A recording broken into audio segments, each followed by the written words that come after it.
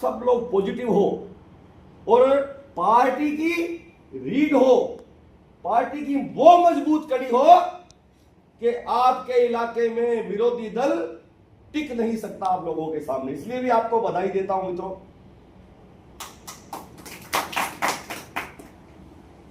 सन 2015 में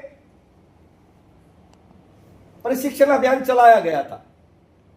उस समय भी मैं प्रशिक्षण अभियान का जिला सह संयोजक रहा और मुझे करीब आधा दर्जन से भी ज्यादा मंडलों में जाकर 3 विषयों पर, लेकिन सबसे कठिन विषय मानते रहे एकात्म मानववाद, पंडित दीनदयाल उपाध्याय जी का दर्शन 1985 में जिसे भारतीय जनता पार्टी ने अंगीकार किया, उस पर भी हमने कार्यकर्ताओं को प्रशिक्षित किया।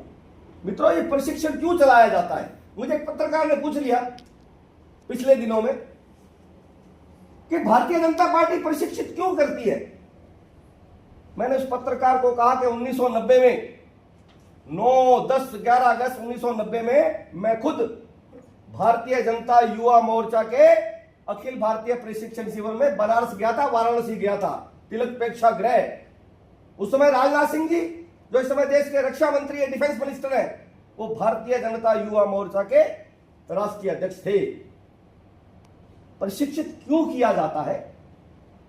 हमारे कार्यकर्ताओं को भारतीय जनता पार्टी की 5 निष्ठाएं हैं, उनके बारे में कार्यकर्ताओं को बताना।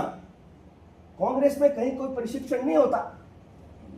कांग्रेस में तो भाई भतीजावाद है। मैं बन गया तो मेरा भतीजा बन जाए, मेरी पत्नी बन जाए, मेरा बेटा बन जाए, मेरा परिवार बन जाए। भारतीय जनता पार्टी में ऐसा नहीं है। भारतीय जनता पार्टी में चाय बेचने वाला भी देश का प्रधानमंत्री बन सकता है और भारतीय जनता पार्टी में भजनलाल जैसा संगठन का शानदार काम करने वाला व्यक्ति भी मुख्यमंत्री बन जाता है।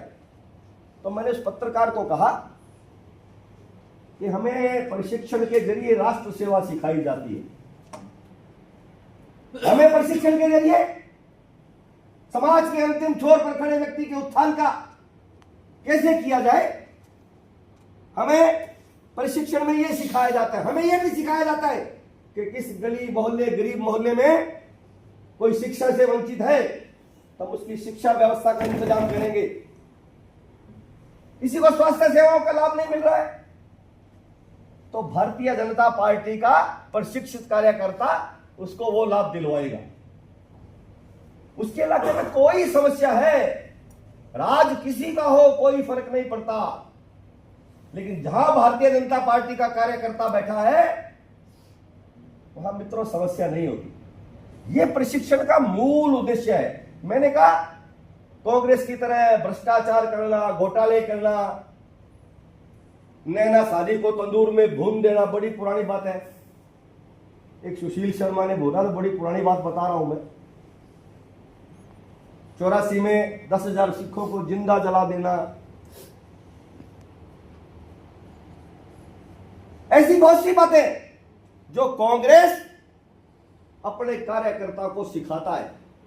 वो कहता है खुद भी खाओ, हमें भी खिलाओ और देश का बचा हुआ हिस्सा हमारे पास ले आओ। और लेकिन भारतीय जनता पार्टी, राष्ट्रीय स्वयं सेवक संघ मां भारती की सेवा और समर्पण के लिए अपना सब कुछ न्यौछावर करने के लिए प्रेरित करता है। मित्रों, ये